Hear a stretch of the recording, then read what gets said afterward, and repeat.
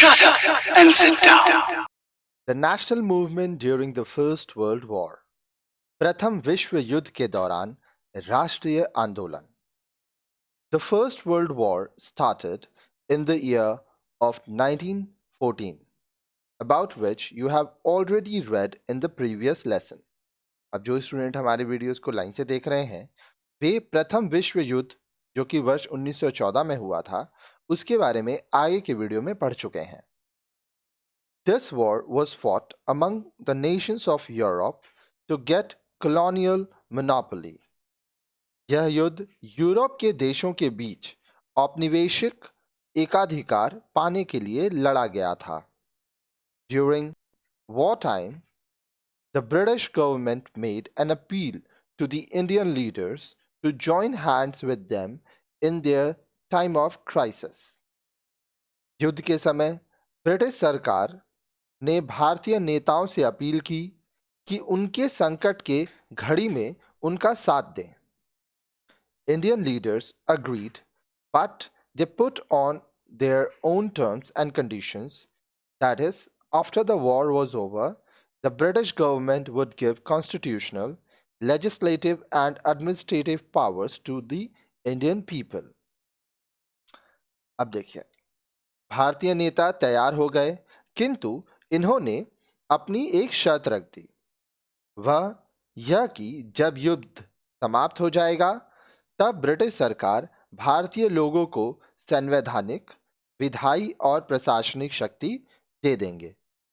Unfortunately, the steps taken by the British government during the World War I created unrest among the Indian people. दुर्भाग्यवश प्रथम विश्व युद्ध के दौरान British सरकार द्वारा उठाए गए कदम ने भारतीय लोगों में असंतोष पैदा कर दिया. This was because the British government had taken a huge loan during wartime which they had to repay. यह इसलिए क्योंकि ब्रिटिश सरकार ने युद्ध के दौरान एक बहुत बड़ा कर्ज ले रखा था जिसे उन्हें वापस करना था. They increased rent from the land, that is, लगान. उन्होंने अनावश्यक भारतीयों को किराया बढ़ाया जिसे हम लोग लगान कहते हैं. They forcefully recruited Indians in the British Army. उन्होंने ब्रिटिश फौज में भारतीयों को जबरदस्ती भर्ती किया. They increased the price of necessary goods and imposed taxes on personal and professional income. उन्होंने आवश्यक वस्तुओं के दाम बढ़ा दिए और व्यक्तिगत एवं पेशे से प्राप्त आय पर कर लगा दिया, टैक्स लगा दिया. As a result, they had to face tests from the Indian society. इसके परिणाम स्वरूप उन्हें भारतीय समाज के विरोध का सामना करना पड़ा.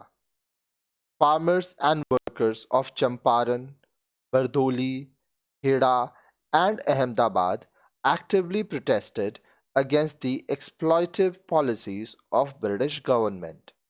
चंपारण, बरदोली, खेड़ा और अहमदाबाद के किसानों एवं कामगारों ने ब्रिटिश सरकार की शोषणकारी नीतियों के खिलाफ डटकर विरोध किया. Lakhs of students left schools and colleges. लाखों छात्रों ने स्कूल और कॉलेज छोड़ दिए. Hundreds of lawyers gave up their practice. सैकड़ों वकीलों ने अपनी वकालत छोड़ दी. Women also significantly contributed in this movement and their participation became wider with the emergence of Gandhi. महिलाओं ने भी इस आंदोलन में विशेष रूप से योगदान दिया और उनकी भागीदारी गांधी जी के आंदोलन के दौरान ज़्यादा विस्तृत हुई.